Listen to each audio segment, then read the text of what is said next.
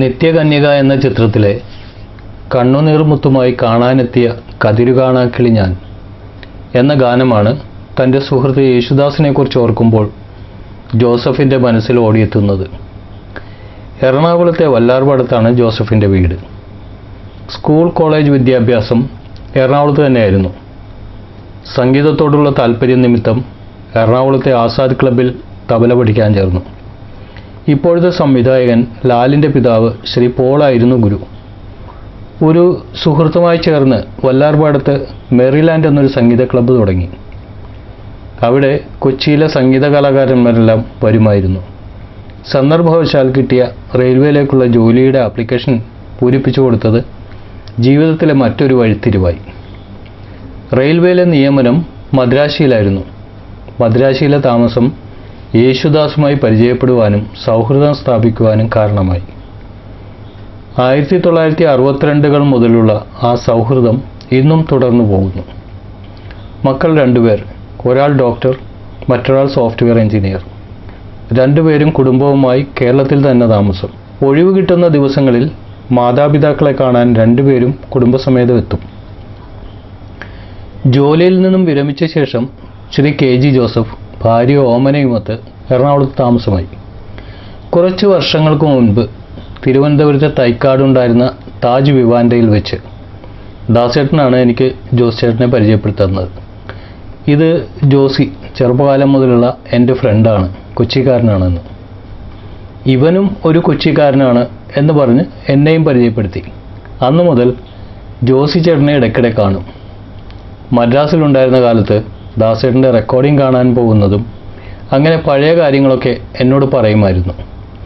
ഒരിക്കൽ ഞാൻ പറഞ്ഞു, ജോസ് ചേട്ടൻ ഇതൊക്കെ ഒന്ന് എനിക്ക് പറഞ്ഞു തരണം, നമുക്കൊരു വീഡിയോ ചെയ്യാം. ആദ്യമൊക്കെ ഞാൻ അങ്ങനെ പ്രസിദ്ധനൊന്നുമല്ല എന്ന് പറഞ്ഞ് ഒഴിഞ്ഞു മാറി.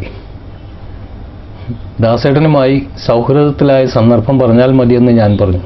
അവസാനം സമ്മതിച്ചു. ദാസേട്ടൻ്റെ പഴയകാല സുഹൃത്തിനെ പ്രേക്ഷകർക്ക് മുൻപിൽ അവതരിപ്പിക്കട്ടെ. എൻ്റെ വീട് വല്ലാർപാടമാണ്.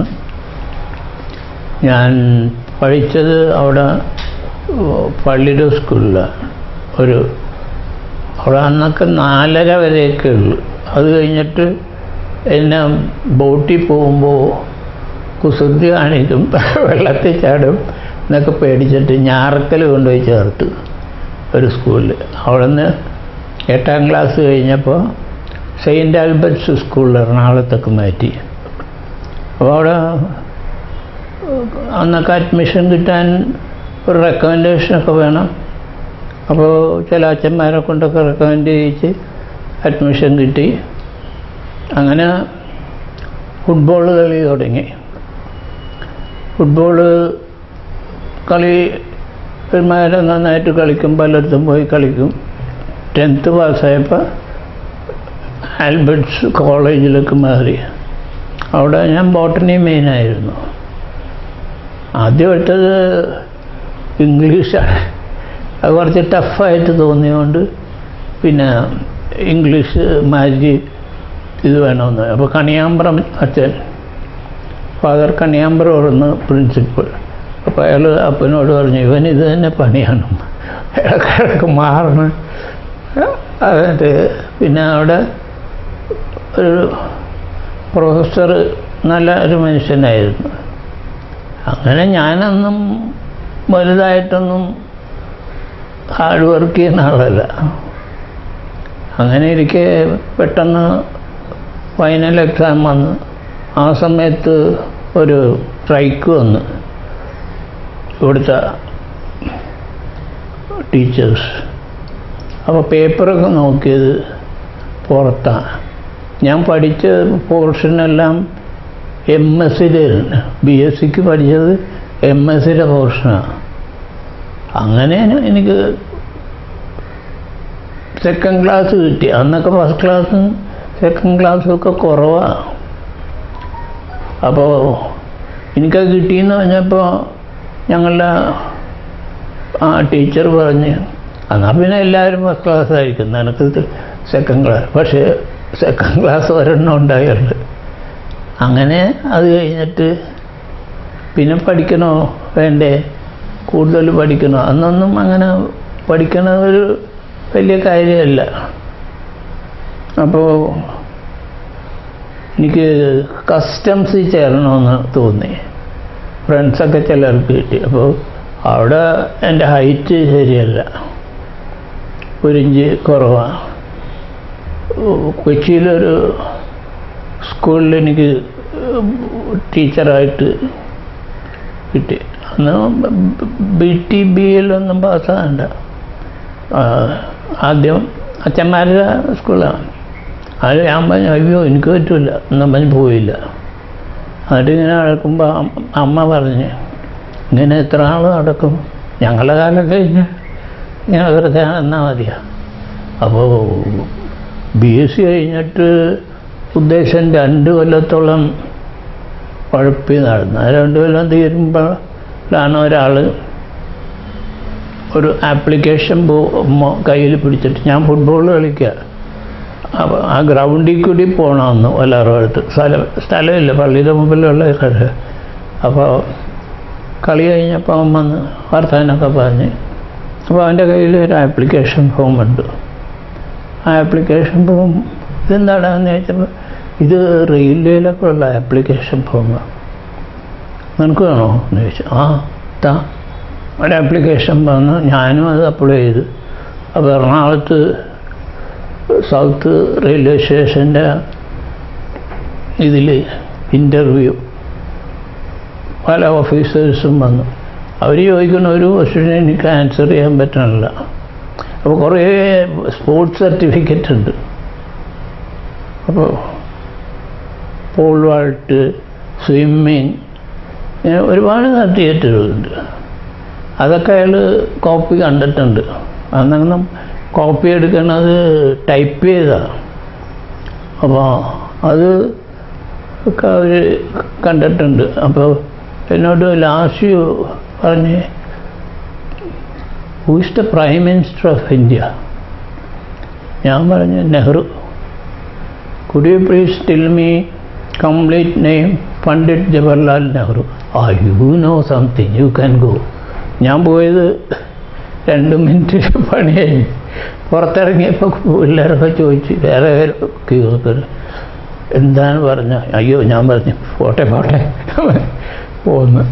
കിട്ടുമെന്ന് കരുതിയില്ല. പക്ഷേ എന്നെ വിളിച്ച് ട്രെയിനിങ് ട്രിച്ചിയിൽ ട്രെയിനിങ്, അത് കഴിഞ്ഞിട്ട് പോസ്റ്റിംഗ് ഇവിടെ മദ്രാസ്. ഈ 2 കൊല്ലം ഞാൻ വെറുതെ നടന്നപ്പോഴാണ് എനിക്ക് മ്യൂസിക് വലിയ ഇഷ്ടമായിരുന്നു. വീട്ടിൽ ഒരു പ്ലെയർ ഉണ്ടായിരുന്നു, ഗ്രാമഫോണാണ്, പക്ഷേ അത് വലിയ ഡിസ്കും ഒക്കെ ഉള്ള ഒരുപാട് സാധനങ്ങളുണ്ട്. എൻ്റെ ബ്രദർ ഒരാൾ അമേരിക്കയിൽ പോയിരുന്നു, അയാൾ വന്നപ്പോൾ കൊണ്ടുവന്നതാണ്. അപ്പോൾ പലതരം പാട്ടുകൾ, ഹിന്ദി, മറ്റേ മലയാളം, എല്ലാ തരം ഡിസ്കുകളും ഉണ്ടായി. അങ്ങനെ അത് ഒക്കെ പഠിച്ചു. അങ്ങനെ എപ്പോഴും പാട്ട് കേട്ടിരിക്കും. ആ സമയത്താണ് കുറച്ച് തബല പിടിക്കുക എന്നും പറഞ്ഞ് തബല പഠിക്കാൻ പോയി ആസാദ് മ്യൂസിക് ക്ലബ്ബിൽ. അവിടെ പോള് എന്ന് പറഞ്ഞിട്ടൊരു ആളാണ് തബല പഠിപ്പിക്കുന്നത്. അപ്പോൾ സീറോ ബാബുവും സിയോ ആൻഡും ഒക്കെ വരും. അങ്ങനെ അവരുടെ പാട്ടൊക്കെ കേട്ടിരിക്കും. അപ്പോൾ സീറോ ബാബു വരുമ്പോൾ ചിലപ്പോൾ എന്നോട് പറയും, ഒന്ന് തമ്മിലിട്ടൊന്നിങ്ങനെ തട്ടിത്താന്ന് പറയാം, ദാദിന്തിൻ ജാമതി എന്ന് പറയാം. അപ്പോൾ ഞാൻ ചെയ്തുകൊണ്ടിരിക്കുമ്പോഴേക്ക് എന്നെ പഠിപ്പിക്കണ ആൾ വരുന്നത് പോള്. അപ്പോൾ പോള് പറയും, ഇത് ശരിയാവില്ല, നീ ശരിക്കായിട്ട് പഠിക്കില്ല. അപ്പോൾ അയാൾ പറഞ്ഞു തന്നിരിക്കുന്നത് മാത്രമേ നമ്മൾ വായിക്കാൻ പാടുള്ളൂ, അത് മാറ്റി അതിനകത്ത കളിക്കൊന്നും പോകരുതെന്ന് പറഞ്ഞു. പിന്നെ കുറച്ച് ആളെങ്ങനെ ഉണ്ടായിരുന്നു. ഞാൻ പിന്നെ അവരുടെ കൂടെ അവരുടെ പാട്ട് കച്ചേരി അവിടെ ഇവിടെയൊക്കെ ഉള്ളപ്പോൾ പോവും. ആ ഇടക്കാണ് ഞാൻ വല്ലാറുപാടത്ത് എൻ്റെ നാട്ടിൽ ഒരു ക്ലബ്ബ് തുടങ്ങി. ചാർലി എന്നും പറഞ്ഞൊരു ഫ്രണ്ടും ഞാനും കൂടി. അയാൾ മൗത്ത് ഓർഗൻ, ഇത് വയലിൻ, ഗിറ്റാർ ഒക്കെ പലതും വായിക്കുന്ന ആളാണ്. അപ്പം അതിൻ്റെ പേരിടാൻ അങ്ങനെ ആലോചിച്ച് മെർലാൻ മ്യൂസിക് ക്ലബ്ബ് എന്നിടാം. അപ്പോൾ മെർലാൻ മ്യൂസിക് ക്ലബ്ബ് ഇട്ടപ്പോൾ എറണാകുളത്തുനിന്ന് ഇവരൊക്കെ ഇടക്ക് അവിടെ വരും. അത് കഴിഞ്ഞാണ് ഞാൻ മദ്രാസിലൊക്കെ പോയത്. അതിൻ്റെ ഇടക്ക് സെൻറ്റ് ജോസഫും ഇവരും കൂടിയൊക്കെ ഒരു മകനും കൂടി ഒരു പരിപാടി വന്നു പള്ളിയിൽ. അപ്പോൾ എന്നോട് പോകണമെന്ന് ചോദിച്ചപ്പോൾ അന്ന് എക്സാം നടക്കണമോ. അപ്പോൾ ഞാൻ പറഞ്ഞു ഞാനില്ല, അന്ന് എനിക്ക് യേശുദാസിനെ അറിയില്ല, സെൻറ്റ് ജോസഫിനെ അറിയാം. അങ്ങനെ എനിക്ക് മദ്രാസിൽ ജോലി കിട്ടി. ട്രെയിനിങ് ട്രിച്ചിയിലായിരുന്നു. അത് കഴിഞ്ഞ് ഞാൻ മദ്രാസിൽ പോസ്റ്റ്. അപ്പോൾ ഈ ഇലക്ട്രിക് ട്രെയിനിൽ പോകണം. എനിക്ക് ജോലി കിട്ടിയ സ്ഥലത്തുനിന്ന് വരണം, സെൻട്രൽ സ്റ്റേഷനൊന്നുമല്ല. അപ്പോൾ ഞാൻ കുറേ നാളവിടെ വർക്ക് ചെയ്ത് റോയപുരം, ആ സ്ഥലം റോയപുരത്ത് ഒരു 5-6 മാസം വർക്ക് ചെയ്ത്. അപ്പോൾ ഈ ജോലി കളഞ്ഞാലോ വേണ്ടേന്നൊക്കെ തോന്നി എനിക്ക്. പിന്നെയും കരുതി അയ്യോ ഇത്രയും നാൾ ജോലിയൊന്നും ചെയ്യാതെ വെറുതെ നടന്നാലും മോശമാണ്. അങ്ങനെ ഞാൻ പിന്നെ തിരിച്ച് അത് തന്നെ തുടങ്ങി. ആ സമയത്തൊരു വലിയ ഓഫീസർ വന്നപ്പോൾ ഞാൻ പറഞ്ഞു എനിക്ക് ഇവിടെ നിന്ന് മാറണം, താൻ സെൻട്രൽ സ്റ്റേഷനിലൊക്കെ പോയിക്കോ. അപ്പോൾ നല്ല സെൻട്രലിലാണെങ്കിൽ നല്ല ജോലിയാണല്ലോ.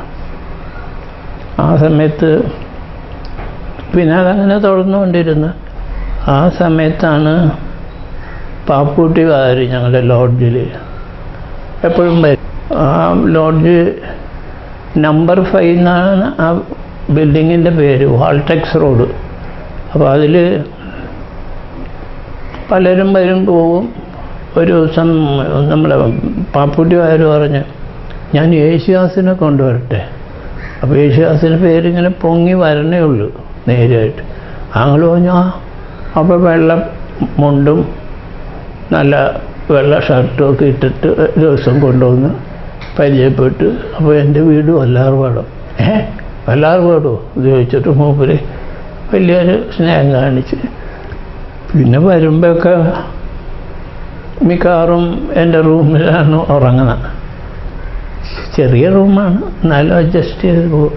അപ്പോൾ അന്ന് മൂപ്പർക്ക് തിരക്കില്ല. പിന്നെ ഇവിടെ മാമ്പലത്ത് ആണ് അന്ന് വീട്, മൂപ്പര് വീട് അടിച്ചിരുന്ന. ആ വീട് ഞാൻ പിന്നെ അവിടെ പോവും. പിന്നെ ഇവിടെ വരും. അവിടെ ഒരു അസിസ്റ്റൻ്റ് കുക്ക് ഉണ്ട്. എന്നാലും മിക്ക ദിവസവും ഇവിടെ സിറ്റിയിലാണല്ലോ ഇത്. അപ്പോൾ ഇവിടെ എവിടെയെങ്കിലും വരുമ്പോൾ ലോഡ്ജിൽ വരും. അപ്പോൾ ഇവിടെ എല്ലാവരും കൂടെ പാട്ടും കച്ചേരിയും ഒക്കെ ആ പാട്ട് പാടും ഈ പാട്ട് പാടും എന്നൊക്കെ പറഞ്ഞ് ഇങ്ങനെ പാടും. പിന്നെ ചില ദിവസമൊക്കെ മിക്കവാറും വരും. പിന്നെ ആ സമയത്ത് ഞാൻ നാട്ടിൽ പോയി. വന്നപ്പോൾ കൊണ്ട് എൻ്റെ ലോഡ്ജിൽ നിന്ന് അവർ ഒഴിപ്പിച്ച് എല്ലാവരെയും. അന്ന് ഫോണൊന്നുമില്ല. അപ്പോൾ എൻ്റെ ഒരു ഫ്രണ്ട് എന്തോ വീട്ടിൽ എന്നോട് പറഞ്ഞു നിൻ്റെ സാധനങ്ങളൊക്കെ ഞങ്ങൾ അടുത്ത ഒരു സ്ട്രീറ്റിൽ വിശ്വപ്രകാശ് എന്ന് പറഞ്ഞൊരു ലോഡ്ജുണ്ട്, അവിടെ കൊണ്ടുപോയി നിനക്കും റൂം എടുത്തു വെക്കാം. അപ്പോൾ ഞാൻ പറഞ്ഞു അത് മതി. അങ്ങനെ എൻ്റെ ലഗേജ് കുറച്ച് ലഗേജ് ഒക്കെ കൂടി കൊണ്ടുപോയി അവിടെ റൂം ബുക്ക്. പിന്നെ ഞാൻ അവിടെ ഇരുന്നു. അപ്പോൾ ആ സമയത്ത് ആണ് അഗസ്റ്റിൻ ജോസഫിനെ ട്രീറ്റ്മെൻറ്റിന് അവിടെ മദ്രാസിൽ കൊണ്ടുവന്നു. അപ്പോൾ അവിടെ ഒരു വലിയ ഹോസ്പിറ്റലായിരുന്നു. ഞാനും പോയി കണ്ട്. അപ്പോൾ എനിക്ക് ഡ്യൂട്ടി കാരണം അധികം പോകാനൊന്നും പറ്റില്ല. അങ്ങനെ ഒരു ദിവസം ഞാൻ ചെന്നപ്പോൾ മൂപ്പര് സമയം കളയാൻ പണ്ട് എന്നെ വിളിക്കും എപ്പോഴും, മാമ്പലത്ത് വരണം. അപ്പോൾ യേശുദാസ് ഇടയ്ക്ക് അവിടെ ഇവിടെയൊക്കെ കച്ചേരി കിട്ടി തുടങ്ങി, മലയാളികൾ നടത്തുന്ന പല സ്ഥലങ്ങളിൽ. അത് കഴിഞ്ഞിട്ട് ഞാൻ ഈ സെൻട്രൽ സ്റ്റേഷനിൽ വർക്ക് ചെയ്യുന്ന സമയത്താണ് ഈ അപ്പൻ്റെ കൈ ഷിവർ ചെയ്യുമായിരുന്നു ഭയങ്കരമായിട്ട്. അപ്പോൾ അത് വിശ്വാസപരമായ പച്ച പിടിച്ച സമയത്ത് ഒരു ഹോസ്പിറ്റലാക്കി, നല്ല വലിയ ഹോസ്പിറ്റലാണ്, ഒരുമാതിരി സുഖമായിട്ട് വരുന്ന ആൾ. അപ്പോൾ എന്തോ ഒരു ഓപ്പറേഷനൊക്കെ ചെയ്തു. അപ്പോൾ ഞാൻ കാണാൻ പോയി. ഞാൻ ചെന്നപ്പോൾ ഇങ്ങനെ ഒരു സ്മൈൽ ചെയ്ത് ഒരു കൈ ഇങ്ങനെ വിറക്കുമായിരുന്നു. അപ്പോൾ ഒരു ചെറിയ സ്പൂൺ എടുത്ത് ഇങ്ങനെ പൊക്കി കാണിച്ച് വിറക്കണില്ലായിരുന്നു. അപ്പോൾ ഞാൻ നോക്കത്തായില്ല, കൊള്ളാം ദൈവമേ എന്ന് പറഞ്ഞിട്ട് പോകുന്നു. ഞാൻ ഇവിടെ വന്ന് കിടന്ന് വെളുപ്പിന് യേശുദാസിൻ്റെ കൂടെ പല അസിസ്റ്റൻറ്റുമാരൊക്കെ ഉണ്ടായി. അതിലൊരുത്തം വന്ന് എന്നെ വിളിച്ച് ലോഡ്ജിൽ. എന്താണ്? അപ്പോൾ ഞാൻ കാലത്ത് റെഡിയായി ഡ്യൂട്ടിക്ക് പോകാൻ നിൽക്കുകയാണ്. അപ്പോൾ എന്നോട് പറഞ്ഞ് ഇങ്ങനെ യേശുദാസിൻ്റെ ഫാദർ മരിച്ചുപോയി. അയ്യോ, ഞാൻ ഡ്യൂട്ടിക്ക് പോകാൻ റെസ്റ്റ് ചെയ്ത് നിൽക്കുകയാണ്, ഇറങ്ങാൻ നിൽക്കുമ്പോഴാണ്. അന്ന് ഇതുപോലെ ഫോൺ കണക്ഷനൊന്നുമില്ല, അധികം മൊബൈലില്ല. പിന്നെ ഞാൻ അവിടെ നിന്ന് റിങ് ചെയ്ത് ഓഫീസിലൊക്കെ പറഞ്ഞിരുന്നു എനിക്ക് ലീവ് വേണം. അപ്പോൾ അവൻ പറഞ്ഞ് ബോഡി തൊണ്ടിയാർപ്പെട്ട് ഒരു വീട്ടിലൊക്കെയാണ് കൊണ്ടുപോയേക്കുന്നത്, ഇവിടെ സൗകര്യം കുറവായതുകൊണ്ട്. പപ്പുകാരുടെ സ്വന്തക്കാരുടെ വീടാണത്. അപ്പോൾ ഞാൻ അന്വേഷിച്ച് അവിടെ പോയി. അവിടെ ചെന്നപ്പോൾ കണ്ടമാനം ആളുകളൊക്കെ ഉണ്ട്. അമ്മയും മക്കളൊക്കെ വന്നിരുന്നു. അവരൊക്കെ പിന്നെ പതുക്കെ പോയി. അമ്മ മാത്രമായി. അവർ പഠിക്കുകയായിരുന്നല്ലോ, അനിയന്മാരും പെങ്ങളും. അത് കഴിഞ്ഞ് അതിന് ഇങ്ങനെ മിക്ക ദിവസവും റെക്കോർഡിങ് തുടങ്ങി. ഞാൻ കാണാൻ ചെല്ലും, മിക്കവാറും അമ്പലത്തെ വീട്ടിലൊക്കെ ഞാൻ പോകും. അപ്പോൾ യേശുദാസ് ഒരു കാറ് വാങ്ങി, മോറിസ് മൈനർ. അത് നമ്മുടെ ചെമ്മീൻ പിടിച്ച ആളുടെ ആണ്, പഴയ കാറ്, ചെറിയ കാറാണ്. അപ്പോൾ ഡ്രൈവ് ചെയ്യുമായിരുന്നു. പക്ഷെ എന്നാലും ആ പയ്യൻ ഈ വീട്ടിൽ നിന്നിരുന്നവൻ ഡ്രൈവിങ്ങൊക്കെ പഠിച്ച് ഡ്രൈവർ പോലെ, ഡ്രൈവർക്ക് കുക്ക് ഒക്കെ ആയിട്ട്. പിന്നെ തിരക്കായി. അപ്പോൾ ഈ ചില റെക്കോർഡിങ്ങിന് പോകുമ്പോൾ എന്നെയും കൊണ്ടുപോകായിരുന്നു ക്ലാസ്സിൽ. അപ്പോൾ 1-2 തമിഴ് പടത്തിലൊക്കെ പാടി തുടങ്ങി. യേശുദാസ് അയാളൊക്കെ ഒരു വീട് വാങ്ങി, വേറെ സ്വന്തമായിട്ടൊരു വീട്, പഴയ വീടാണ്. അതൊക്കെ വലിയ വലിയ ആളുകൾ താമസിക്കുന്ന ഒരു ഏരിയ ആയിരുന്നു, അഭിരാമപുരത്ത് ആയിരുന്നത്. അത് വേനടക്കം അവിടെ പോകും വല്ലപ്പോഴൊക്കെ. പണ്ടൊക്കെ റെക്കോർഡിങ് കഴിഞ്ഞ് വരുമ്പോൾ ചില സ്ഥലങ്ങളിൽ തമിഴ് വലിയ പാട്ടുകാരുണ്ട്, സൗന്ദരരാജൻ്റെ ഫോട്ടോ ഒക്കെ വെച്ചിട്ട് നമ്മുടെ സ്റ്റുഡിയോൻ്റെ മുമ്പിലൊക്കെ കാണും ആ റോട്ടിൽ. അപ്പോൾ ഞാൻ പറയും, നല്ല പാട്ടുകാരൻ്റെ ഫോട്ടോ ഉണ്ടാകും, എൻ്റെ വരുവോടാ എന്ന് പറയും. അപ്പോൾ ഞാൻ വരും ഞാൻ ചിരിച്ച് കളയും. അങ്ങനെ ഞങ്ങൾ പല സ്ഥലങ്ങളിലും ഒന്നിച്ച് പോകും. ആർ.കെ. ശേഖർ മ്യൂസിക് ഡയറക്ടറിൻ്റെ ഒരു മ്യൂസിക് ഡയറക്ടറെന്ന് പറഞ്ഞാൽ മലയാളത്തിൽ അസിസ്റ്റൻ്റായിട്ട് വരുന്നതാണ്. അയാൾ പിന്നെ തനിച്ച് ചിലത് ചെയ്യും. അപ്പോൾ അയാൾ താമസിച്ചിരുന്നത് യേശുദാസിൻ്റെയൊക്കെ ഒരു ഔട്ട് ഹൗസ് പോലെ ഒരെണ്ണമുണ്ടായി, അതിലാണ്. അപ്പം അയാളുടെ ഒരു പാട്ട്, മനം പോലെ തിരുടാ, അങ്ങനെ ഒരു പാട്ട്. അപ്പോൾ അതിന് ഞാനും അതിൻ്റെ ഇത് കണക്കുമ്പോൾ പോയിരുന്നു. അതിൻ്റെ ഇടയ്ക്ക് റഷ്യയിൽ പോയി. റഷ്യയിൽ നിന്ന് വന്നപ്പോൾ ടേപ്പ് റെക്കോർഡറൊക്കെ കൊണ്ടുപോകും. ആ ടേപ്പ് റെക്കോർഡറൊക്കെ അന്ന് വളരെ റെയറാണ്. അപ്പോൾ ഒരു പ്ലെയർ ഉണ്ടായിരുന്നു. അതിൽ ഈ റെക്കോർഡൊക്കെ ഇട്ട് പാടിയിട്ട് എൻ്റെ ബ്രദർ അമേരിക്കയിൽ നിന്നൊരു ടേപ്പ് റെക്കോർഡർ കൊണ്ടുവന്നു. അപ്പോൾ ഞാൻ അതുമായിട്ട് പോയിട്ട് ആ പാട്ട് റെക്കോർഡ് ചെയ്യും. അത് റിലീസായിട്ടുണ്ടാവില്ല. അത് കൊണ്ടുവന്ന് നമ്മുടെ ലോഡ്ജിൽ വെച്ചൊക്കെ ആളുകളെ കേൾപ്പിക്കുമ്പോൾ അവർ ഇതാ ഏത് പാട്ട് ഇതെന്താ? അപ്പം അവന് നമ്മുടെ യേശുദാസിൻ്റെ പാട്ടാണ്.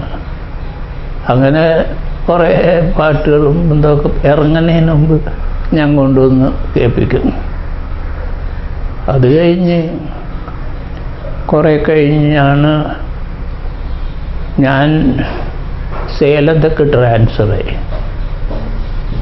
സേലത്ത് വന്നു കഴിഞ്ഞപ്പോൾ ഞങ്ങൾ തമ്മിൽ പണ്ട് ലെറ്ററൊക്കെ എഴുതുമായിരുന്നു. പിന്നെ അങ്ങനെ ഫോണും അതും ഇതൊക്കെ ആയി വലിയ കണക്ഷൻ കുറഞ്ഞ്. ആ ഇടയ്ക്ക് വല്ലപ്പോഴുമൊക്കെ ഞാൻ മദ്രാസിൽ പോകാറുണ്ട്. കുറച്ച് നാൾ കോണ്ടാക്റ്റ് ഇല്ലാതെ പോയി. ആ സമയത്താണ് മൂപ്പര് കല്യാണം കഴിച്ചത്. അപ്പോൾ എൻ്റെ കല്യാണം കഴിഞ്ഞ് എൻ്റെ മൂത്ത മകൻ വളരെ ചെറുതായിരുന്നു. അപ്പോൾ ഒരു യേശുദാസിൻ്റെ വലിയൊരു കച്ചേരി നടക്കുന്നതിൽ ഞങ്ങൾ പോയി, ഞാനും വൈഫും മോനും. ഞാൻ ഇടയ്ക്ക് മദ്രാസിൽ പോവും പല കാര്യങ്ങൾ, ടി വി വാങ്ങാനോ മിക്സി വാങ്ങാൻ. മിക്സി ഇറങ്ങിയ സമയമാണ്, ബുക്ക് ചെയ്യണം കിട്ടണമെങ്കിൽ. അന്ന് സേലത്ത് വെച്ച് പിന്നെ ഒരു പരിപാടിക്ക് വന്നു. സേലത്ത് വന്ന പരിപാടിക്ക് ഞാൻ പോയിരുന്നു, ഞാനും ഭാര്യയും അവനൊക്കെ. അങ്ങനെ അത് കഴിഞ്ഞ് പിന്നെ ഇടയ്ക്കൊക്കെ സേലത്ത് പല പരിപാടികൾക്കും വരുമായിരുന്നു. അപ്പോഴൊക്കെ കാണും, വർത്തമാനം പറയും. പിന്നെ മൂപ്പർക്ക് തിരക്കായിരുന്നു. പിന്നെ ഞാൻ എപ്പോഴും കാണാറില്ല. പിന്നെ വല്ല കച്ചേരിക്കൊക്കെ വരുമ്പോൾ കാണും. കോഴിക്കോടും കച്ചേരിക്ക് വരും. അപ്പോൾ ഞാൻ താമസിക്കുന്ന കാലത്ത് ചെല്ലും. അങ്ങനെ കുറേ ആൾ കഴിഞ്ഞപ്പോൾ ട്രിവാൻഡ്രത്ത് ഒരു പരിപാടിക്ക് വന്ന്. അപ്പോൾ ഞാൻ കാണാൻ ചെന്ന്. അവിടെ താജ് ഹോട്ടലിലാണ് താമസിച്ചിരുന്നത്. അപ്പോൾ ശരിക്കും ആ സമയത്ത് ഇല്ല ആൾ. പുറത്ത് അങ്ങോട്ട് പോയിട്ട് വരണ വഴിക്ക് എന്നെ കണ്ട് എന്ന് പറഞ്ഞ് കൈ കാണിച്ച് പിന്നെ റൂമിൽ പോയി കുറേ നേരം വർത്താനമൊക്കെ പറഞ്ഞ്. അപ്പോൾ അവിടെ ഉള്ളവരോടൊക്കെ പറഞ്ഞ് എൻ്റെ ഒരു പഴയ ഫ്രണ്ടാണ് എന്നൊക്കെ പരിചയപ്പെടുത്തി 1-2 ഫോട്ടോസൊക്കെ എടുത്ത്. പിന്നെ ഞാൻ അപ്പോൾ ഇപ്പോഴും കണ്ടിന്യൂ ചെയ്യണ ഒരു കാര്യം, എല്ലാ ബർത്ത്ഡേക്കും ജാനുവരി 10ന് കാർഡ് അയക്കും. ഞാൻ അയക്കും, ഇങ്ങോട്ട് ഒരു കാർഡ് വരും. പിന്നെ ഇപ്പോൾ കാർഡിൻ്റെ സിസ്റ്റം ഇല്ലാത്തത് കൊണ്ട് ഞാൻ ചിലപ്പോൾ ഒരു വീഡിയോ വിഷ് ചെയ്ത് അയക്കും. അപ്പോൾ അതിന് മറുപടി താങ്ക് യു ജോസ് എന്നും പറഞ്ഞ് ഇങ്ങോട്ട് വിളിച്ചു പറയും. അങ്ങനെയൊക്കെ പോകണം. ഇപ്പോൾ അമേരിക്കയിൽ പോയിട്ട് കൊല്ലങ്ങളായി. വരുമെന്ന് പറയുന്നു. വരുമ്പോൾ കാണാം.